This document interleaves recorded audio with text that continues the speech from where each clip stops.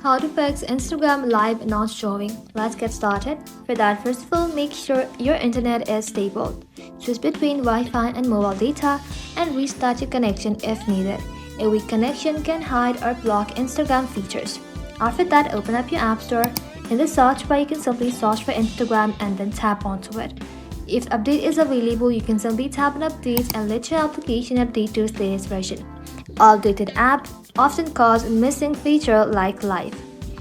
Now, you can simply head back, open up your Instagram application and log into your account. Once logged in, tap on your profile icon, then tap on this three line icon. After that, scroll below, then simply log out of your account and then log back in again. This refreshes your account feature. Now, sometimes live is missing because your account has restrictions, temporary Instagram server issue, and privacy violation. So inside here, you can simply tap on your account status and then check for any restrictions.